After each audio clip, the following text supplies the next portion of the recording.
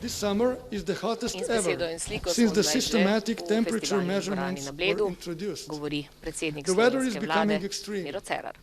Severe climate changes in recent years have proven that Hude it is podnebne high time for a spremembe v zadnjih decisive letih response. so It pokazale, is true da that our resnično human moramo nekaj understandings storiti. and actions are limited. V resnici smo pri svojih dejanjih omejeni, ampak vendarle moramo storiti, kar le lahko. Priti moramo do globalnega sporazuma in dogovora glede podnebja, zato da bomo zagotovili ustrezno okolje tudi za naše naslednike. Skupaj z številnimi dejavniki in deležniki po svetu moramo narediti vse, da bomo ohranili to partnerstvo in ohranili tudi našo prihodnost, pri čemer morajo pomagati vsi. Kako bomo najbolj konkretno lahko oblikovali ta partnerstva, to je vprašanje, ki mu moramo posvetiti pozornost. Odpirati moramo možnosti za trgovanje, hkrati pa ohranjati čim višje standarde, ki ohranjajo naše zdravje, naše okolje in vse najrazličnejše vrednote, ki jih zagovarjamo. Ohraniti in zaščititi moramo tudi šibka gospodarstva in se boriti proti spopadom. In v takšnem kontekstu verjamem, da bodo pogajanja o sporazumih, kakršen je tudi TTIP, čim prej zaključena, da bomo prišli do ustreznega dogovora na obeh straneh Atlantika. In končno, kar se tiče Evropske unije. Okrepiti moramo zaupanje med ljudmi, med državami in uresničiti vizije, ki so jih imeli ustanovitelji Evropske unije. Na vseh straneh moramo nehati razmišljati o tem, kaj je najbolje za nas in si moramo čim bolj prizadevati za trajnostne, vzdržne rešitve, ki bodo koristne za vse. Različni viri, različna okolja, različne sposobnosti, različni potenciali morajo biti povezani tako, da bomo prišli do nekaj komplementarnih rešitev in do nadaljnega povezovanja vseh tistih, ki tako želijo, ki želijo priti do nekega ravnovesja, torej ohraniti moramo enotnost in homogenost Unije. Verjamem, da imamo dovolj poguma in modrosti, da bomo to naredili, kajti partnerstva nas bodo ohranila močne. Težke razmere ponavadi spodbudijo v nas ali najslabše ali najboljše. Na eni strani se lahko soočimo z največjimi izzivi, z negativno energijo, z strahom, z sovraštvom, po drugi strani pa se lahko odzovemo tudi pozitivno, tako da pokažemo pogum, strpnost, empatijo in solidarnost. Verjamem, da resnično učinkovito vodenje ima za podlago takšne vrednote kljub različnim pretresom in različnim izbiram na različnih straneh. Vse nas mora voditi prav ta modrost. Prihaja namreč od tistih velikih mislecev in učiteljev, ki so rekli, da tisto, kar je res pomembno za naše življenje, kar mu daje smisel, je tisto, kar je dobro tudi za druge. Želim vam čim več trajnih partnerstev in prijetno bivanje tukaj na Bledu. Hvala za vašo pozornost. Slovesnost o podprtju strateškega foruma Bled se počasi končuje. Na oder je prišel Brian Bergant, generalni sekretar strateškega foruma Bled. Hvala, gospod predsednik vlade, za te misli, dame in gospodje. Slika pove več kot 1000 besed, zato poglejmo, kako je bilo na prejšnjih forumih. Pripravili smo kratek film skupaj z našim partnerjem Pristopom, ki je vodilna trženjska agencija v jugovzhodni Evropi. Potem pa bomo slišali še enkrat policijski orkester Republike Slovenije. Zaigrali bodo simfonijeto v D-duru mladega avtorja Žige Pirnata. Prosim še enkrat za aplavz policijskemu orkestru Policije Slovenije pod taktirko Žige Pirnata.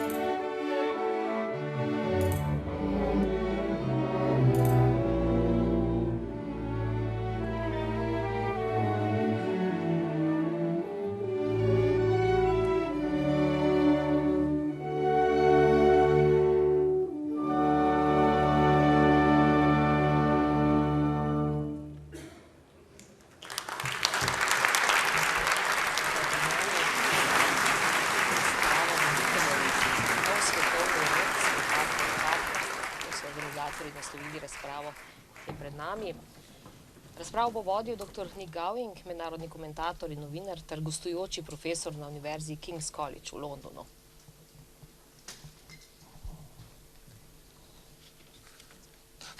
Mislim, da pravkar pripravljajo oder za sodelujoče. Predstavnik generalnega sekretarja Združenih narodov bo na odru, predsednik vlade Luksemburga, predsednica Hrvaške, predsednik Slovenije, predsednik vlade Republike Srbije. Videli ste jih v dvorani v prvi vrsti. In generalni sekretar Organizacije za varnost in sodelovanje v Evropi. Slavnostni govornik na začetku te razprave voditeljev pa bo gospod Donald Tusk, predsednik Evropskega sveta, ki je sicer v Slovenijo pripotoval že včeraj, najprej se je neformalno srečal s predsednikom slovenske vlade, ogledal si je Bled in bil navdušen. Danes je na tiskovni konferenci na Bledu posebej poudaril, da ga je lepota Bleda, čeprav je pričakoval, da je menda Bled lep, tako je se dejal na tiskovni konferenci, ga je lepota Bleda povsem očarala. Torej, predsednik Evropskega sveta bo najprej slavnostni govornik, potem pa se bo pridružil razpravi voditeljev, ki naj bi trajala tam nekje do 17:30. To seveda danes še ni vse. Ob 18. uri se bo začela nova razprava na Blejskem strateškem forumu, in sicer preprečevanje spolnega nasilja v konfliktih. Ampak, kot že rečeno, to šele po razpravi voditeljev.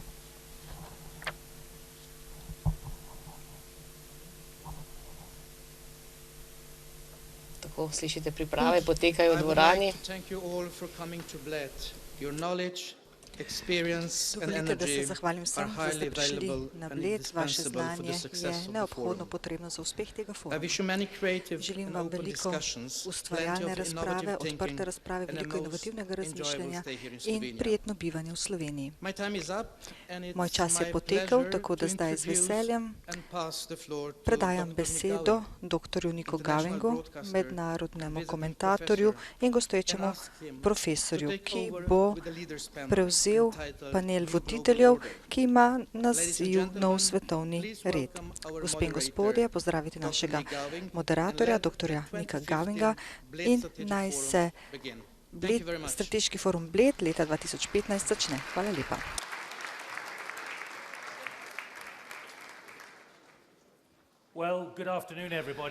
Dober dan vsem skupaj. Sam sem tukaj že tretjič in z veseljem sem tukaj. Še bolj zanimivo je to, kar je povedal gospod župan, namreč vreme in pogledi tukaj. To je v skladu s tem, kar se bomo pogovarjali v prihodnjih urah, kajti gre za zelo kompleksne in težko oprijemljive čase, namreč zdaj se bomo pogovarjali o resnih zadevah.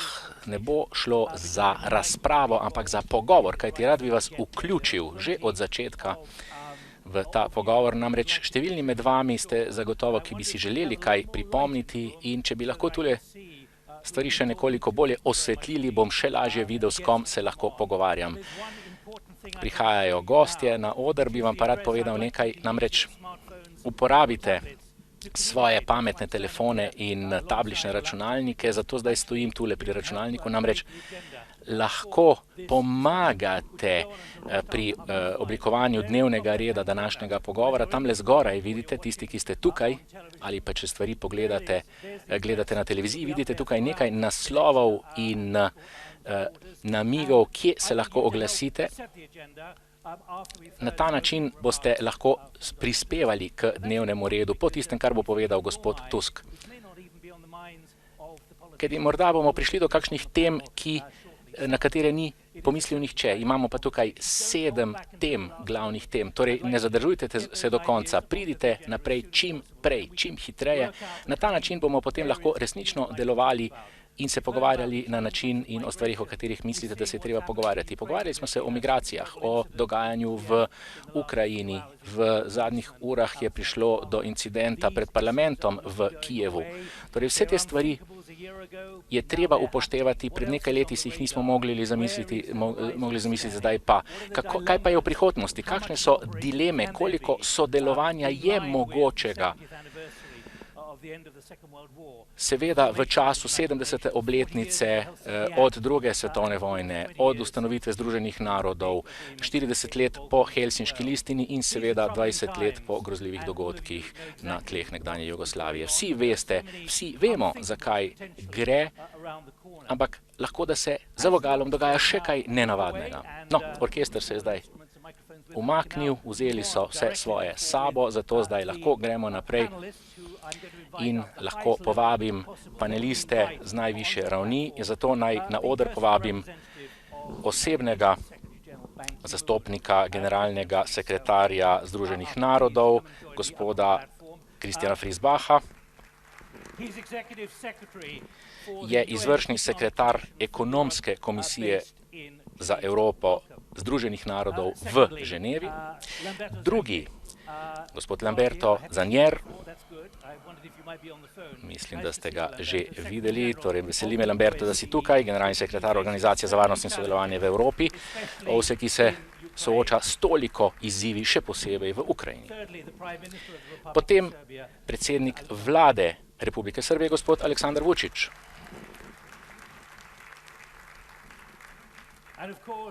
In seveda paličico v tem trenutku v Evropi vihti Luksemburg in z nami je gospod Xavier Bettel, predsednik vlade Velikega vojvodstva Luksemburg.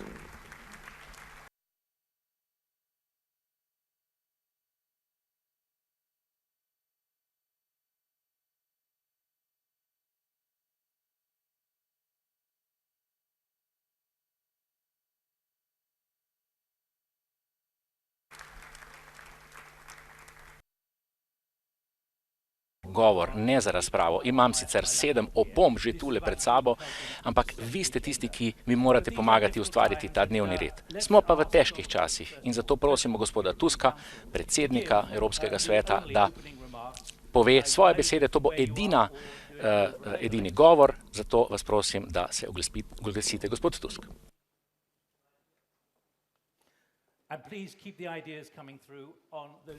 Vsekakor pa, kot rečeno, sporočajte nam na naslove, ki so bili vidni, svoje misli.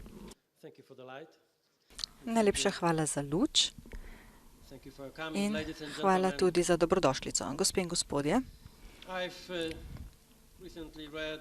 nedavno sem bral članek, ki ga je napisal Ivan Častev in me je spomnil na knjigo, ki sem jo bral pred več kot 30 leti.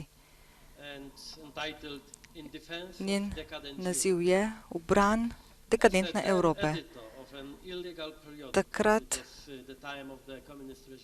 je vladal še komunistični režim na Poljskem in iskal sem navdih. Bil sem urednik, iskal sem navdih, ki bi mi pomagal preseči razmejitve med politično silo in opozicijo. Zamisli in misli o svobodi, kot so jih imeli Friedrich Hayek, Karl Popper, Isaiah Berling in tako naprej, so navdahnili tako moj oseben kot politični optimizem, ki je mešan s previdno skeptičnostjo. Danes skušam tako intelektualno in politično znova ubraniti dekadentno Evropo okrog staromodnih vrednot, še zlasti svobode in prostega kapitalizma. Na srečo lahko te besede povem ob pomembni obletnici gibanja Solidarnost, ki me je močno zaznamovalo. V poznih 1970 letih je bilo veliko pesimizma, ko se je razmišljalo o prihodnosti demokracije in prostega trga in tudi, ko se je razmišljalo o Evropi sami. Bilo je veliko nasilja, verskega nasilja in to je imelo tudi geopolitične posledice. Bilo je veliko razhajanja na levi in desni in to je pretreslo evropsko gospodarstvo in tudi diskreditiralo glavno politiko. Prišlo je do novih gibanj, še zlasti v Italiji in v Nemčiji, in študentska gibanja so pretresla družbe od znotraj. Evropa je izgubljala moč na svetovnem odru in mnogi so menili, da smo se znašli na razpotju slepih ulic, kot je opisal tudi avtor te knjige. Ti glavni avtorji v 70-ih letih so bili spremljeni tudi z radikalnimi intelektualci in pozivali so k pameti in k tradicionalnim vrednotam, liberalni demokraciji. Te vrednote niso zgolj preživele, temveč so znova postale model za milijone ljudi, ne le Evropejce. Obstaja veliko razlogov, ki tudi danes lahko ubranijo dekadentno Evropo. Na globalnem odru je Evropa še vedno najboljša celina na svetu. Migranti, ki tvegajo svoja življenja zato, da bi prišli na našo celino, vedo bolje kot kdorkoli drug, kako je in zelo jasno zagovarjajo dekadentno Evropo. Vsekakor lahko vsi opazimo velike razlike med evropskimi intelektualci, ki so vedno zgroženi in vedno kritizirajo naše skupnosti, hkrati pa niso zmožni najti praktičnih rešitev za probleme. Mimogrede, v preteklosti je bila glavna naloga intelektualcev ta, da razmišljajo, danes pa je, da so vznemirjeni in razburjeni. Upam, da veste, o čem govorim. Preveč zaposleni so s tem, da iščejo nov ideal, namesto da bi iskali konstruktiven pristop k temu, da bi Evropa ostala privlačna. Ampak zadnje, kar Evropa danes potrebuje, so nove teorije in velike vizije. To, kar resnično potrebujemo, je zdrava presoja, odločnost pri ukrepanju in tudi zdrav razum. Vsekakor Evropska unija ni najboljši svet, ki se ga mogoče zamisliti, ampak je najboljši svet od obstoječih in najverjetneje tudi najboljši svet, ki so mu bila človeštva priča več stoletij. Evropa je dokaj varna, ima blaginjo, spoštuje vladavino prava in tudi pravico posameznika. Revni dobijo pomoč, zagotovljena je izobrazba in zdravstvo. Nismo popolni, vendar pa še vedno nam gre bolje, kot nam je šlo kdajkoli popreje in kot gre ljudem drugod po svetu. Evropa je našla tudi način, kako spor nadomestiti z dialogom in konsenzom. Ali je to dovolj za to, da Evropo ubranimo? Velikokrat slišim, da Evropa danes ni dovolj vitalna, da nima dovolj energije. Obkrožajo nas narodi, civilizacije, ki jih poganja energija nacionalizma, verskega, ortodoksnega življenja in podobno. Ta energija ni plodna in to je bila tudi naša izkušnja v daljni preteklosti Evrope. Danes pa je Evropa privlačna in to izhaja deloma iz dejstva, da našo celino ne obkrožajo ta nevarna občutja. Smo sekularni, multinacionalni, strpni, hkrati pa pluralistični. Na nek način je bila Evropa zasnovana kot alternativa nacionalizmom in totalitarnim ideologijam. Vsak, ki je pri zdravi pameti, verjetno ve, da se ne želimo vrniti starim virom čustev. Vprašanje, ali se želi kdo vrniti nazaj v času, je pravzaprav nerelevantno. To je pravzaprav nemogoče, če si zamišljate Evropo kot politično entiteto, kot celoto. Noben evropski nacionalizem se ne bo razmahnil. Tudi ni verjetno, da bi ena vera zavojevala in prevladala srcem večini Evropejcev. Zato naša energija in odločnost morata izhajati iz drugih čustev. Eno od teh čustev je ponos. Danes moramo biti bolj ponosni na našo skupno Evropo, preprosto zato, ker smo tako raznoliki. Ponosni biti moramo na našo kulturo, na našo solidarnost in na naše bogatstvo. Imam v mislih takšen ponos, kot so ga čutili starodavni Grki zase in za Bavarce. Ne zato, ker so bili Bavarci bogati, temveč zato, ker so Grki živeli drugače. Ponos je ta vrednota, ki goji občutek dostojanstva in potrebe, da se za dostojanstvo borimo. Mimogrede, Evropejci moramo znova razlikovati med ponosom in ponižnostjo. Velikokrat smo ponižni in do naših sosedov in to se velikokrat pospremi tudi z šibkostjo, medtem ko ponos spremlja moč. Aroganten, šibek človek je najbolj patetičen. Na Evropo moramo gledati z naklonjenostjo in s potrpežljivostjo. Zaščititi jo moramo ne le proti zunanjim grožnjam, kot tudi proti notranjim tenzijam. Evropsko unijo vsekakor moramo prilagoditi novemu času in to je treba početi ves čas, vendar pa pod nobenim pogojem ne smemo spodkopati bistva Evrope, ki so politične in pravne norme. Čedalje več se govori o potrebi po novi legitimnosti Evropske unije. Išla je kot odziv na drugo svetovno vojno in kot odziv na grožnjo nekdanje Sovjetske zveze, vendar ti vzroki niso danes več prezentni.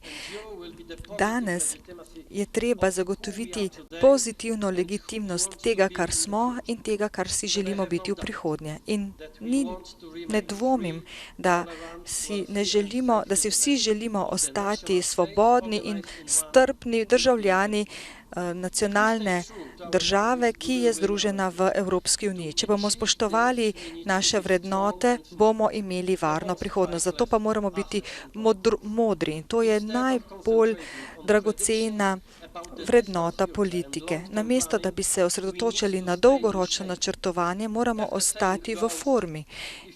Isto velja tudi za osebe, ki se želijo smejati vašim šalam, torej morate jim dati dolgoročne načrte, potem se vam bodo vsi smejali. Biti moramo odločni in biti moramo tudi pogumni. In če to bomo, potem se ne bomo bali novih izzivov, če tudi nas bodo presenetili. Pragmatično evropsko vodenje, tako na ravni nacionalnih vlad, kot tudi evropskih ustanov, se mora osredotočiti na praktične rešitve. Probleme lahko rešimo pod pogojem, da ne bodo postali izgovor za to, da bi Evropo postavili na glavo. Prav tako pomembna pa je lojalnost in solidarnost med evropskimi akterji. Še zlasti gre tukaj za zunanje sovražnike. Mislim, da nihče med nami ne dvomi, da ti obstajajo. Pri vsakem vprašanju na današnjem dnevnem redu, ko govorimo o grški krizi, o terorizmu, o vojni v Ukrajini, morebitnemu izhodu Grčije iz evrskega območja. Vsem tem problemom smo lahko kos, če bomo stali drug ob drugem. Še naprej bomo seveda doživljali težave in to dlje, kot bi si želeli, vendar pa to še ni razlog za to, da bi se spraševali o naših temeljnih načelih. Ali potrebujemo nov globalni red? Ne, ta obstaja že vso večnost. In kot je povedal moderator, gospod Nick Gowing, ki je mednarodni komentator in je pokrival dogodke, kot so bili teroristični napadi na dvojčka, zalivska vojna, smrt Lady Diane, finančno krizo in tudi vojaško prevlado na Poljskem, ki se je še dotaknila mene posebej. Vse te stvari so trenutek v človeškem obstoju. Popolni trenutek je bil vedno sanje, medtem ko je v svetu okoli nas vedno bilo veliko sporov in presenečenj. In ni sedaj to, da bi iskali popolni red, kajti tega človeštvo ne more doseči. Zato je pravi izziv ta, da ohranimo naš nepopolni red, v katerem smo lahko živeli in uživali v Evropski skupnosti. Najlepša hvala.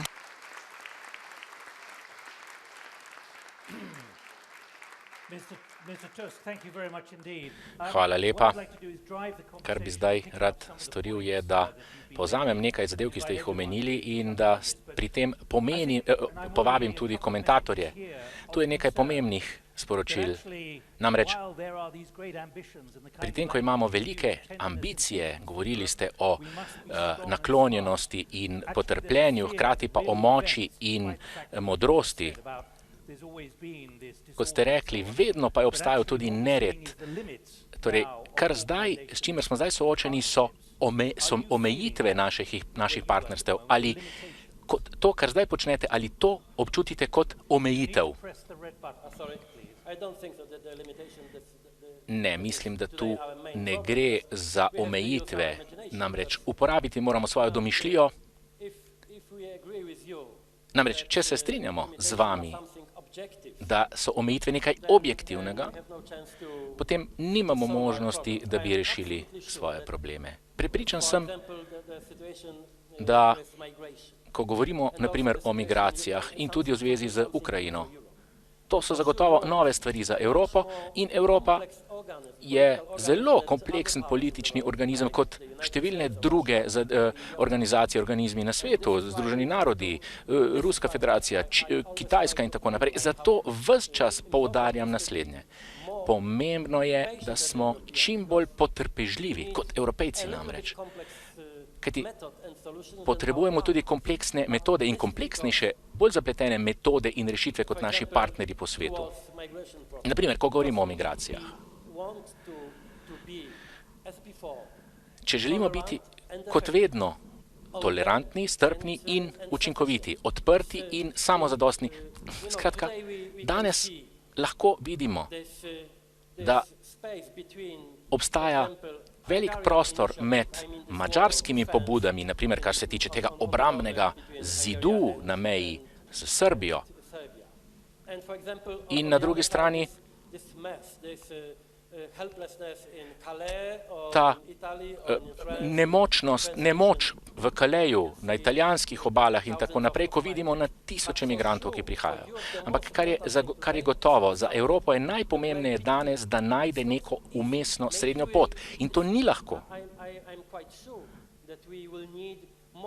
Pripričan sem, da bomo potrebovali več kot 2 tedna ali 2 meseca, morda bomo potrebovali 2 leti, da najdemo rešitve, ampak to ni razlog za to, da obupamo. Nikakor ne smemo obupati. Ne, saj nisem želel tega reči, ampak naj vas vprašam naslednje. Govorili ste o dekadentni Evropi. Koliko dekadence je še potrebne, preden bo Evropa dejansko se odzvala? Naj se zdaj pogovorim z gospodom Bettelom, predsednikom vlade Luksemburga. Kaj vi ugotavljate? Namreč zelo odločno se morate spopadati zdaj z nekaterimi težavami, recimo z migracijskim vprašanjem. Kar se tiče partnerstev, kar se tiče sodelovanja med državami v zvezi z migransko krizo, kako vi vidite te stvari? To je zelo obširno vprašanje. Če želite, da vam odgovorim v 2 minutah o najbolj dramatični situaciji, kar smo jih kdaj imeli v Evropi, je to premalo časa. Najprej moramo ugotoviti, kakšni so razlogi, kakšni so vzroki. Biti bi morali bolj aktivni mednarodno, ko smo se ukvarjali z Sadamom Huseinom, z Muammarjem Gaddafijem. Vidimo zdaj, kaj se zdaj dogaja v Iraku, v Libiji, nekaj bi bilo tudi treba storiti v Siriji ali pa ne. Včasih sem presenečen nad reakcijami, namreč migracijsko vprašanje je posledica razmer v teh državah. Prav tako moramo ločiti med migranti in ljudmi, ki si rešujejo življenje, kajti zdaj v Evropi mečemo vse v isti koš. Imamo ekonomske migrante, seveda, imamo pa tudi politične, torej begunce. Sosednje države, te države tukaj, ki so kandidatke za Evropsko unijo, hkrati pa spodbujajo svoje državljane naj zaprosijo za politični azil v moji državi. Torej, ko govorimo o seznamu varnih držav, to je tisto, kar moramo ugotoviti, kaj storiti s takim seznamom. Namreč ljudje ne razumejo, če vržemo vse v isti koš, če ne delamo razlik med begunci na eni strani in ekonomskimi imigranti na drugi, je to zelo pomembno. Kaj pa je hudo? Če v Sredozemlju umre 1000 ljudi, vsi rečejo, moramo nekaj storiti. V cerkvi v nedeljo rečejo, nekaj moramo storiti.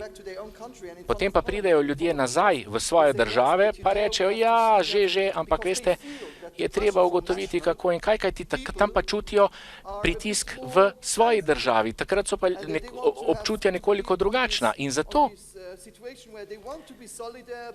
so nekoliko v precepu. Želeli bi si biti solidarni, hkrati pa vedo, da je to težko sprejemljivo v svojih državah, v njihovih državah. Torej, v Evropi se treba zavedati, da smo tudi revna celina, kar pa danes počnemo iz solidarnosti. Zato bi bil vesel, če bi nekateri od mojih kolegov tule ne imeli vedno znova le nedeljskih govorov, ampak da bi torej pred ljudmi, ki želijo slišati o solidarnosti, govorijo o solidarnosti, potem pa pred svojimi ljudmi govorijo o nekaterih drugih stvarih, ker se bojijo populizma. Ampak na zadnjih volitvah smo videli, da je treba zelo resno vzeti strah ljudi, da jim je treba razložiti, kakšna situacija vlada v njihovih državah in tako naprej, kajti ne želimo si, da bi potem v 28 državah imeli na oblasti ekstremne desne oziroma ekstremne vlade. Ljudem je treba pojasniti, da za Evropo obstajajo neke možnosti, neke priložnosti tudi iz migracijskih tokov. Ampak seveda, tu naj povem še enkrat, solidarnost ni stvar le 2 ali 3 držav. Prihajajo komentarji v zvezi z migracijami, kar se tiče Hrvaške, Slovenije, Srbije, vse te države so na udaru glede tega. Naj poprašam vas, gospod Vučić, prihajate iz Srbije kot predsednik vlade Republike Srbije, kako se Evropa odziva? Konec koncev so se stvari pri vas odvile zdaj z veliko močjo. Pravzaprav ne mislim, da sta Hrvaška in Slovenija tako zelo na udaru.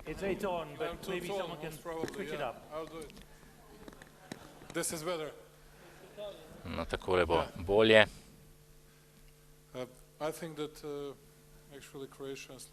Mislim, da Hrvaška in Slovenija nista tako močno oziroma nista soočeni s tem problemom v tem trenutku. Nekatere države se soočajo z velikimi težavami, kajti imamo ta val iz Grčije prek Makedonije v Srbijo, potem imamo te zidove in ograje, ki jih gradijo okoli po naših mejah in mi smo prva država, ki registrira te ljudi. V Grčiji niso bili registrirani, pa je to evropska država. Tudi vam, gospod Tusk, moram to poudariti. Ti ljudje prihajajo iz Grčije v Makedonijo in Makedonci jih potem spustijo do Srbije. Mi jih moramo sprejeti. Organizirali smo sprejemne centre, zagotavljamo zdravstveno oskrbo in res počnemo vse, da bi jih nahranili. Potem pa plačajo karto, da pridejo do Beograda, tam jih sprejmemo, tudi tam je sprejemni center. Ampak kako je vlada, kakršna je vaša, kako se s tem sooča? Pred pol leta še niste razmišljali o tem. Ja, naša navada ni, da bi jokali. In zelo pošteno vam bom povedal. Vse druge evropske države bi tudi nekaj storile, ampak mi pa nismo članica Evropske unije, čeprav je naš strateški cilj, da vstopimo v Evropsko unijo. In resnično si želimo ostati na tej poti in tu se strinjam in cenim mnenje svojih kolegov in tega, kar je povedal gospod Tusk. Namreč, tu je zastavlja se pomembno vprašanje, kako se je zgodilo, lahko zgodilo, da Srbija ni postavila nikakršnih žičnatih ograj in zidov in tako naprej. Morda bi to celo pomagalo našemu gospodarstvu. Nekatere evropske države to počno. In Evropejci niso nič rekli, ker očitno pričakujejo neke pozitivne rezultate od tovrstnih zidov in ograj. Zdaj pa, ko vidijo, da to ni rešitev, pa iščemo neke nove rešitve. Z našega stališča gre za to, da potrebujemo celovito rešitev in mi smo pripravljeni sprejeti svoj delež odgovornosti za to. Kaj to pomeni? Če boste določili kvote, bomo tudi mi vzeli nekaj teh ljudi. Sami si sicer ne moremo privoščiti tega, kar si lahko privoščijo Nemčija ali katera druga država, ampak bomo sprejeli nekaj ljudi tudi v naši državi. No, ampak naj vas poprašam takole. Ali se vam zdi, da se zdaj ustvarjajo neka nova partnerstva? Torej, tu imamo resnično velik izziv, veliko vprašanje. Ali se tu države bolj borijo za lastne interese ali pa prihaja do nekih partnerstev. Vsi smo zelo sebični in upam, da bomo res nekega dne stopili skupaj in prišli z nekimi celovitimi rešitvami za to, da bomo vsi vključeni v to reševanje. Ampak na to čakamo zdaj že 6 mesecev in upam, po tem, kar sem slišal od gospe Merkel, gospoda Kurza, od tega, kar sem slišal danes od gospoda Tuska, torej upam, da bomo hitro in kmalu prišli do nekih rešitev. Na to se bomo odzvali, vendar pa očitno potrebujemo veliko časa, da se odzovemo in naj tu povem, da energetska stabilnost, da je v tem trenutku za Srbijo zelo problematična in do sedaj nisem videl enega samega kubičnega metra obljubljenega plina, ki bi prišel v Srbijo, naprimer. Zato vam vsem povem. Pogovarjamo se o sirskem vprašanju, pogovarjali smo se o ukrajinskem vprašanju. Ali so ti problemi rešeni? Kolikor vem, ne. Torej, tu ste zelo negativno nastrojeni, kar se tiče partnerstev. Ne, sem pozitivno nastrojen. Rad bi povedal, da mi se trudimo, nekateri pa govorijo o partnerstvih, pa nič ne naredijo. Da smo se mi pravzaprav obnašali bistveno bolj evropsko kot številne evropske države. V zvezi s tem vprašanjem in drugih vprašanjih in to potrebujemo v prihodnosti. Dejanska partnerstva, ne samo navidezna partnerstva. Hvala lepa. Če lahko pošljete kakšen komentar na naše naslove, Facebook, Twitter. Gospa Kitarović, kakšno je vaše mnenje? Ja, razumem srbsko stališče, kar se tiče migrantov, ampak ne morem pa se strinjati s tem, da Hrvaška in Slovenija nista na udaru. Tudi mi smo na udaru, kajti tu gre ravno za solidarnost, za delitev bremena teh več kot 200 000 migrantov, o katerih govorimo. Veliko beguncev smo že sprejeli na Hrvaškem. Pravzaprav sprejemamo število ljudi, ki so bili napovedani strani komisije, ampak treba je povedati, da se zdaj pripravljamo tudi na to, da bi val migrantov prišel tudi na Hrvaško. Nikoli si nismo nameravali in ne nameravamo graditi zidov, se pa moramo na nek način zaščititi oziroma pripraviti. In kot je povedal gospod Betel, moramo obvestiti lokalne skupnosti, kako in kaj, zato da bodo stvari humano obravnavane. Ampak hkrati je treba gledati na problem širše, kajti številke, čisto matematično, o katerih danes govorimo, številke teh ljudi, oziroma same matematične formule ne bodo rešile tega vprašanja. In kar zdaj počnemo je, da pravzaprav gasimo z ročnim gasilnim aparatom požar v gozdu. Treba je ugotoviti, zakaj ti ljudje sploh prihajajo v Evropo in se odzvati na to. Res je, ohraniti moramo mir, stabilnost in tako naprej, kar smo dosegli v Evropski uniji, ampak tu si želim sama biti bolj ambiciozna, moramo biti bolj ambiciozni v Evropski uniji.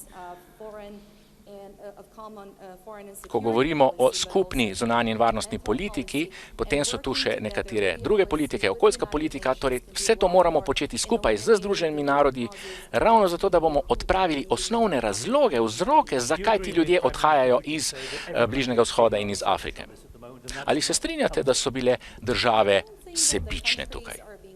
Ne, mislim, da države niso sebične. Seveda vsak upošteva svoje interese, nacionalne interese in svoje zmogljivosti tudi, zmožnosti, ampak mislim, da od evropskih držav vidimo dobro voljo, da bi nekaj naredili. Seveda bo trajalo nekaj časa, ampak hkrati je treba povedati še naslednje. Ne smemo porabiti preveč časa in energije z ukvarjanjem z trenutnimi številkami. Namreč v Severni Afriki je še vedno na tisoče, 10 tisoče, 100 tisoče ljudi, ki si želijo priti čez Sredozemlje. Torej, bodimo pripravljeni tudi na to, na krizo, ki je lahko še dosti obsežnejša in o tem se moramo pogovarjati. Naj vam povem, ravno kar sem prišel iz Gabona, z Newyorškega foruma v Gabonu in med številnimi, med ljudmi tam je mnenje, da je treba bistveno več narediti ekonomsko, da bodo Afričani ostali v Afriki. In torej ta pritisk se je že začel strani politike in poslovnežev. Gospod Pahor.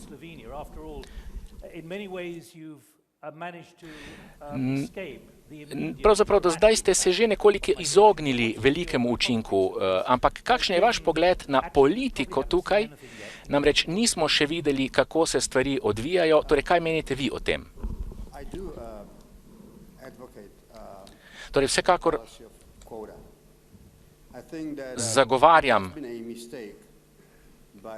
ustrezno politiko, kajti mislim, da je bila napaka, namreč kar se tiče kvot, mislim, da je bila napaka, da na zadnjem svetu, da ni bilo sprejeto to mnenje oziroma ta predlog kvot, da ni bilo konsenza. Mislim namreč, da ta zavrnitev sistema kvot v tem trenutku kaže na to, da v resnici nimamo skupne politike v zvezi z migrantskim vprašanjem. V tem trenutku. Seveda ne govorim, da bi sistem kvot rešil vse in strinjam se z vami, gospa Kitarović, da potrebujemo nek strateški odgovor na to vprašanje. Ampak kot prvi korak pa bi to bil ustrezen ukrep. Ko se je junijski svet odločil, da reče ne takemu predlogu, je bila to napaka. To je bil napačen odgovor, to je bil napačen odziv in v tem trenutku to pomeni, da imamo še vedno status quo. Torej, sistem kvot bi zagovarjal v tem trenutku, hkrati bi zagovarjal skupno politiko o tem, kako rešiti skupaj z Združenimi državami, z Rusijo in z drugimi velikimi mednarodnimi igralci vprašanje krize v Siriji, Iraku, Libiji in hkrati bi pozval ljudi, da so potrpežljivi in da ne vidijo v trenutni situaciji neke grožnje.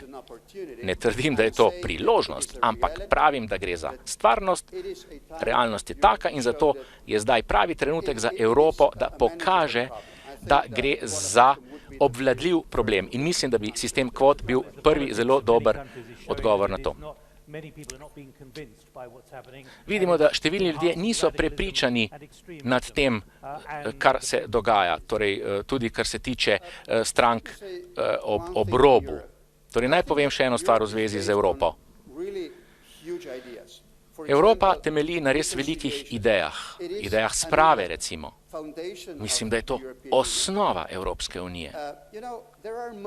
Namreč v zgodovini so nekateri trenutki v posameznih skupnostih in takšen trenutek je danes za Evropsko unijo, ko je zelo pomembno, da se odzovemo ustrezno na neka velika vprašanja. Ali to pomeni presežek ali primanjkljaj v Evropski uniji, v tem trenutku se na to vprašanje ne odzivamo ustrezno. To je vprašanje torej. Mislim, da imamo dovolj časa, dovolj prostora, da stvari bolje uredimo, da se bolj konkretno odzovemo, ampak to moramo storiti zdaj. Še enkrat, mislim, da je sistem kvot nekaj, kar bi bil zelo dober prvi korak. Sedaj pa gospod Christian Fries in gospod Zanjer. Še prej pa se moramo strinjati glede tega, kaj so varne države izvora. Pa še prej, če se vrnemo k Luksemburgu, predsednik vlade je rekel, kako pomembno je, kakšna so pričakovanja Evropske unije. In vi ste pravzaprav sedaj pristojni za Evropsko unijo do konca leta. Če bi jaz odločal zase, bi bila stvar že davno rešena. Ali lahko poveste kaj več? 28 nas je za mizo in mislim, da je bila nazadnje situacija, ko se je pokazalo, da zaradi volitev so odločitve težke. Če želite vsem ugoditi, če želite zagotoviti 100% zadovoljstvo, potem ne boste sklenili ničesar. In problem je v tem, da je bil predlog za 60 tisoč ljudi za kontinent na celini, kjer je 150 milijonov ljudi, pa se nismo mogli dogovoriti glede te številke. Oziroma 500 milijonov ljudi. In če gospod Pahor govori, da potrebujemo kvote, potem mi je sramotno, da ne moremo prevzeti svojih odgovornosti. Vi govorite o ograjah. Sedaj nekatere države govorijo, da bojo sprejele samo katolike in tako naprej. To me spominja na najhujši del naše zgodovine na naši celini. Gospod Tusk, preden razširimo razpravo, to je ta delež in ta izziv.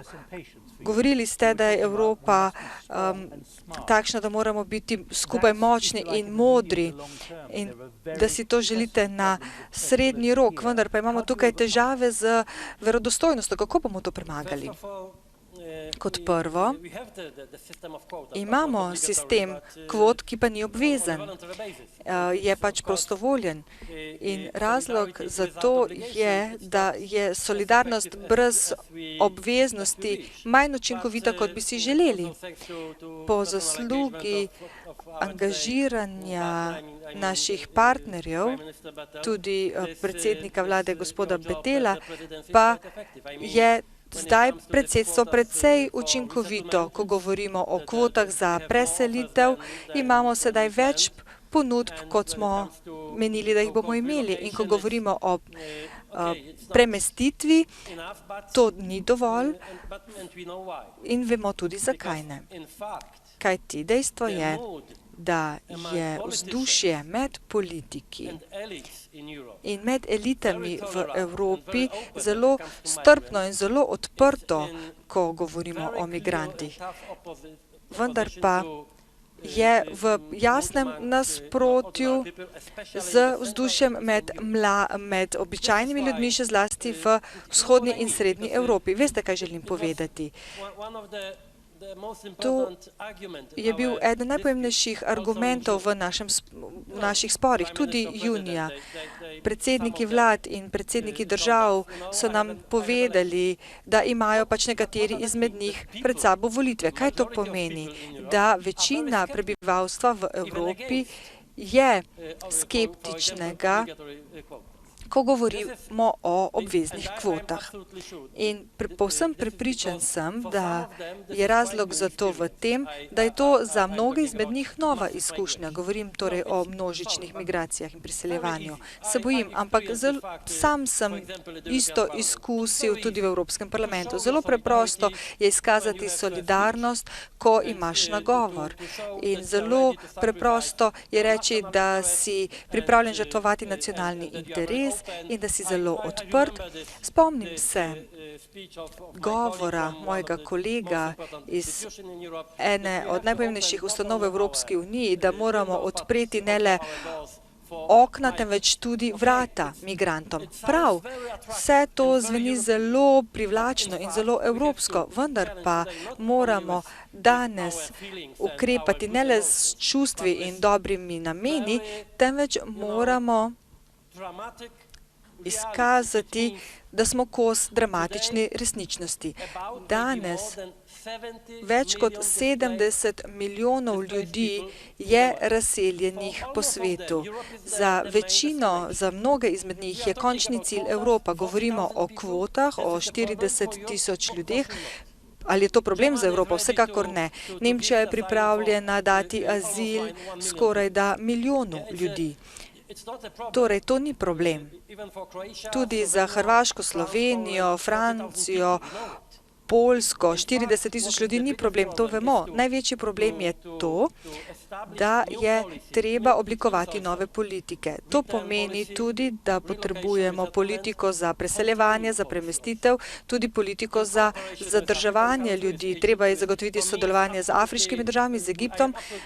Povsem prepričan sem, da je treba vzpostaviti nov odnos danes z Egiptom, tudi s Turčijo zaradi tega problema, kajti potrebujemo dobro organizirane partnerje.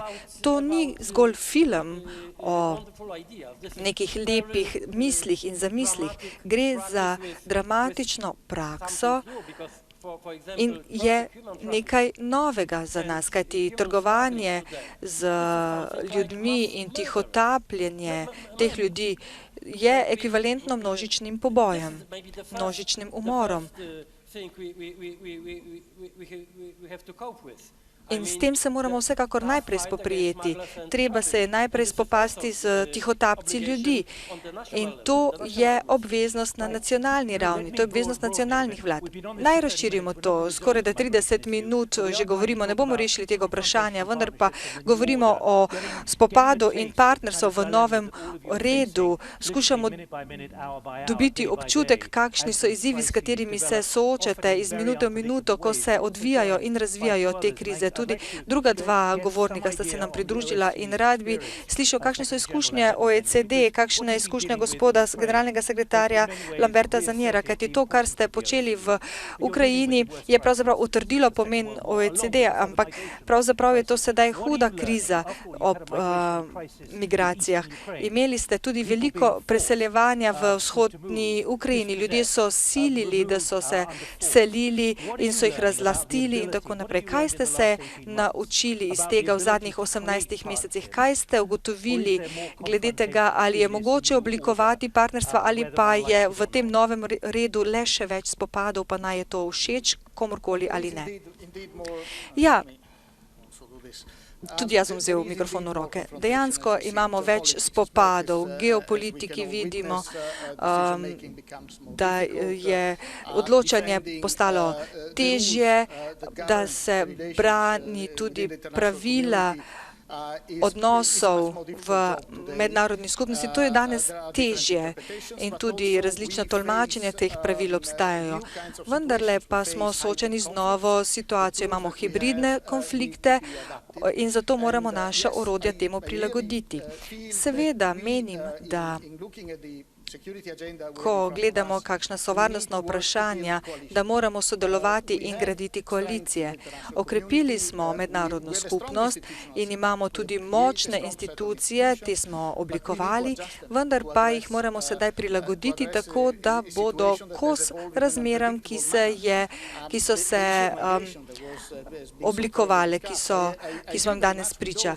Strinjam se s tistimi, ki pravijo, da ja, seveda moramo sedaj nekako obravnavati ta tok beguncev in treba se je pogovarjati o tem, kako bomo izkazali našo solidarnost z begunci in kako bomo obravnavali priseljence nasploh, vendar pa je jasno, da se dogaja nekaj večjega in treba je ugotoviti, kakšni so ključni vzroki za to. Nekdo je omenil, da je letošnje leto najbolj vroče in podnebne spremembe vsekakor so velik razlog, ki tudi vpliva na migracije in Evropa bo vsekakor ostala območje, kamor bodo ljudje želeli priti. Torej, pogledati si moramo tudi, kakšen je večji, širši izziv in se tukaj spopasti s vprašanji razvoja, podnebnih sprememb Treba se je vprašati tudi, kakšna je raven izobraževanja v državah, odkoder prihajajo migranti. Hkrati pa potrebujemo tudi sistem za obravnavanje teh spopadov.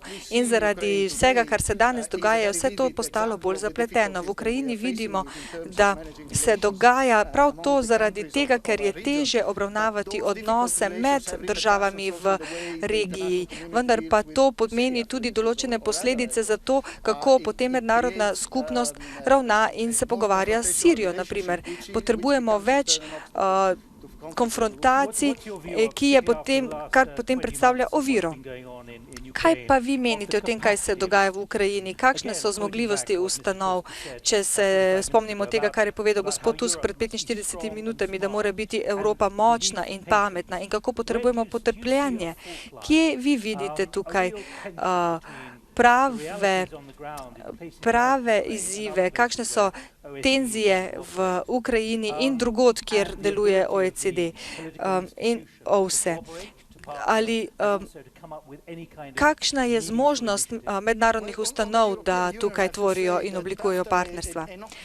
Pravzaprav ni dober začetek, ko Evropska unija reče, da se bo spoprijela s vprašanjem ukrajinske krize, kajti v tem primeru ugotoviš, da je bilo težko Evropski uniji najti politični prostor za vključevanje. In takrat je mednarodna skupnost dala veliko vlogo OVSE.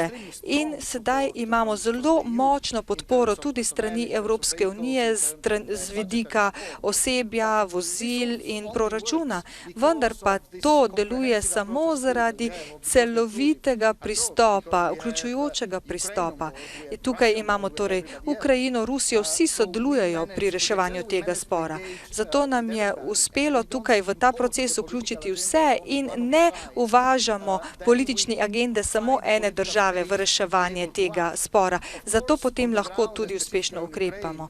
Na terenu, še zlasti v Ukrajini, seveda obstajajo težave, ki so povezane tudi z posameznimi lokacijami. Naprimer, težko je izvajati sporazum iz Minska.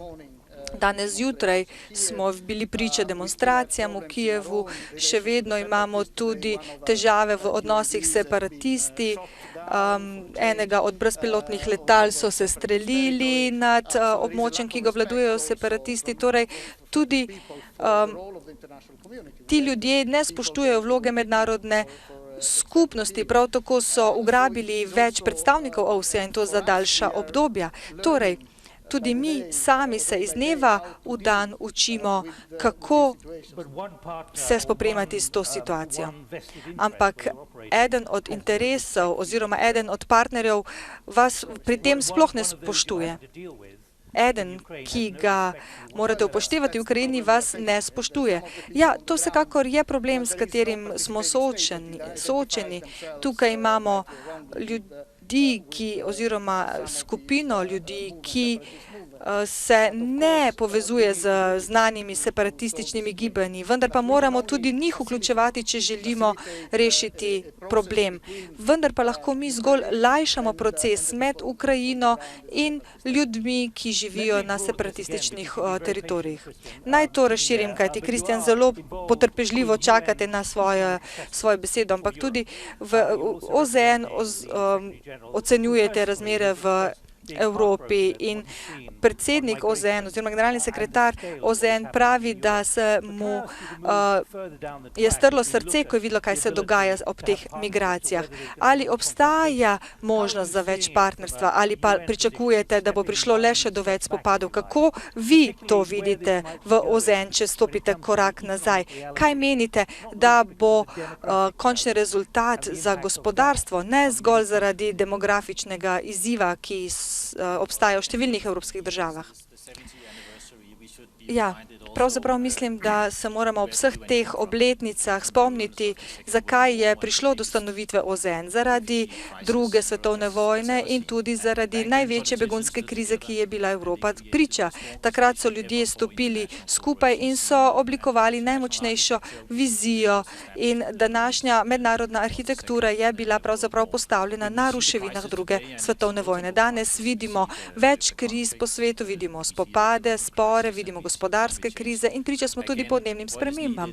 To, kar potrebujemo, so znova politiki, ki se bodo spopadli s temi izzivi in ki bodo stopili skupaj. Po eni strani me skrbi, ko vidim danes tendence, da želijo prekiniti stike z drugimi, da želijo bolj samostojno oblikovati partnerstva. In to vidimo povsod po svetu. To je pravzaprav naravna reakcija. Ko se državljana sooči s krizo, želi v prvi vrsti zaščititi svoje državljane. In temu smo bili priča že pred drugo svetovno vojno.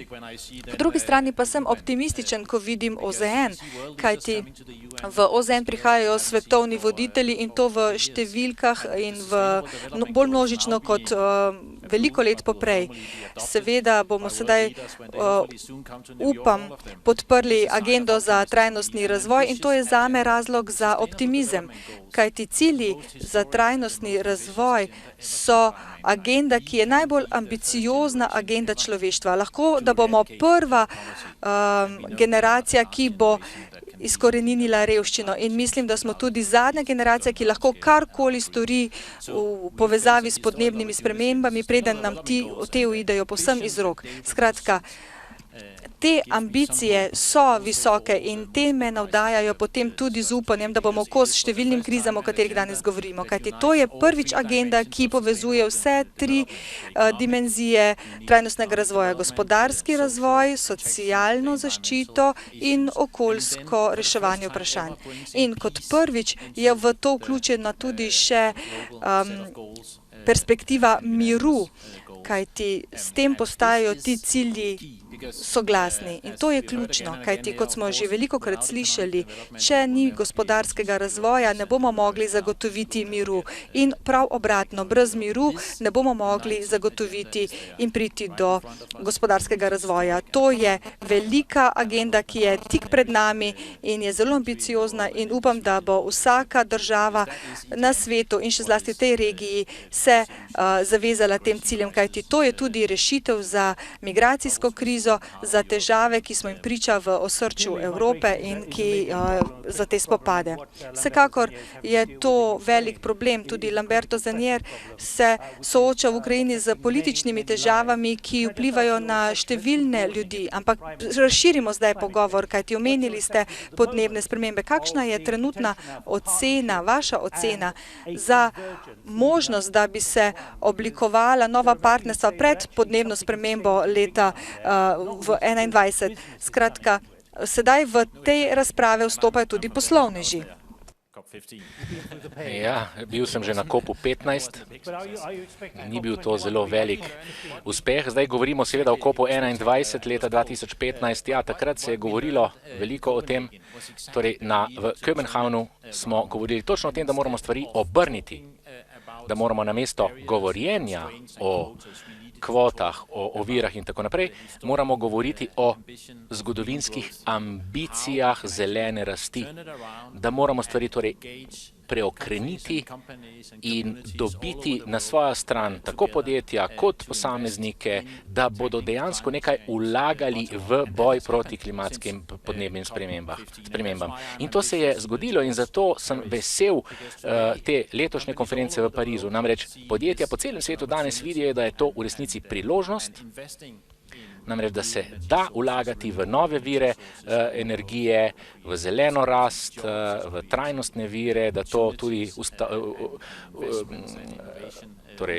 prinaša nova delovna mesta in tako naprej. Skratka, zelo zanimivo je, kako hitro se stvari odvijajo. Ko sem bil sam najstnik, je moj oče postavil enega prvih mlinov na veter na Danskem. Danes je 100-krat več takšnih mlinov. Imamo solarne, torej sončne celice, ki pridobivajo energijo in tako naprej. Torej, tu so priložnosti tudi za zasebna podjetja in po Kopenhavnu pred leti se je marsikaj naredilo in to je seveda veliko upanje tudi za letošnjo pariško konferenco COP21. ko je generalni sekretar pred leti začel govoriti o tem, je govoril točno o tem, da moramo priti do ustreznih partnerstv, ki nas bodo letos v Parizu pripeljala do nekih rešitev, na katere lahko gledamo zdaj z optimizmom. Tu je kar nekaj komentarjev, ki govorijo o frustracijah javnosti, ljudi, namreč, ko vidijo, kakšni izzivi so pred nami in kako težko se z njimi soočamo, morda družbena omrežja še toliko bolj jasno nakazujejo, kako je s tem, kajti ko govorimo, tako zelo hitro vidijo vsi odločevalci, kaj se dogaja. Kakšen je torej izziv pri ustvarjanju, oblikovanju dejanskih, konkretnih, učinkovitih partnerstev, ki jih tudi javnost vidi kot uspešna. Torej, kako je s tem, kako na to vpliva ta razkorak v digitalnem okolju, namreč kakšna so pričakovanja ljudi na eni strani in tistim, kar se dogaja konkretno. Gospod Pahor, mislim, da v tem trenutku mednarodna skupnost proizvaja več težav, kot prinaša rešitev. Mislim, da imamo tukaj pomanjkanje političnega voditeljstva. Imamo pa zdaj priložnost, da nekaj storimo, da storimo kaj dobrega, preden bo prepozno. Zdaj moramo ukrepati. In mislim, da je obletnica v New Yorku nekaj, kar bo dober, primeren politični trenutek, da pozovemo k političnemu dialogu, ne glede na razlike, ki med nami obstajajo, da se soočimo z najpomembnejšimi vprašanji na svetu. Od Ukrajine do migracij oziroma begunske krize, do bližnjega oziroma srednjega vzhoda, Afrike in tako naprej. Mislim, da moramo vzeti 5 tem, vsi politični voditelji, ki so sposobni se odgovorno odzvati in voditi zadeve, da torej skupaj naredimo strategijo, kako se bomo temu zoperstavili oziroma se s tem soočili. Stvari morda ne bodo izvrstne kar takoj, ampak to mora biti neka pobuda, ki bo prepričljiva ravno za javnost. Govorili ste prej o pomanjkanju zaupanja v politiko v tem trenutku. Ja, mislim, da je očitno, da je zdaj pravi trenutek, da pokažemo, da smo sposobni vodenja, da lahko svet popeljemo iz težav, da lahko najdemo ustrezne rešitve. In če dodam nekaj k temu, kar je povedal Donald malo prej. V tem trenutku, kar se tiče migracijske politike, nimamo ene same evropske politike. Imamo 28 nacionalnih politik v zvezi s tem vprašanjem. Mislim, da je to napačen pristop in mislim, da moramo to spremeniti. Imamo nekaj komentarjev na to, kar ste ravnokar povedali v zvezi s političnim voditeljstvom. Imamo pravzaprav 5 politikov tule med nami in če zelo realno ocenimo zadeve, namreč ko govorimo o gradnji, vzpostavljanju partnerstev in povezav, zavezništev, ki naj bi pravočasno reševala zadeve. Gospod predsednik, gospa predsednica,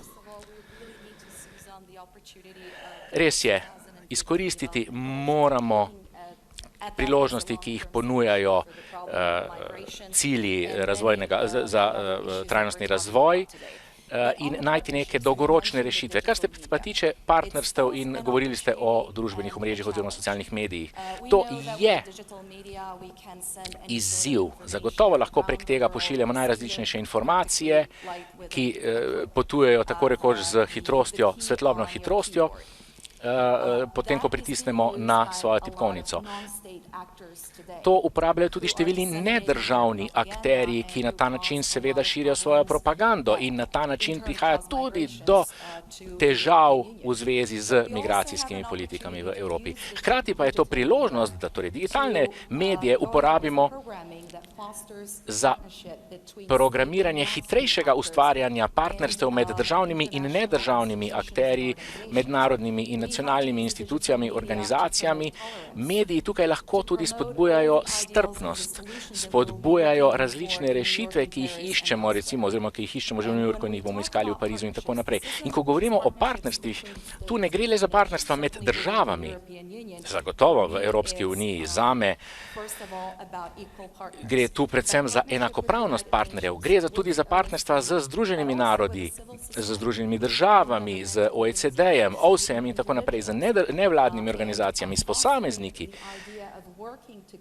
Namreč, da res oblikujemo to idejo skupnega delovanja v mednarodnem okolju. Namreč tu ne gre samo za države, ki so akteri na mednarodni sceni, ampak imamo predvsej bolj kompleksno okolje, ki se mora s temi zadevami ukvarjati.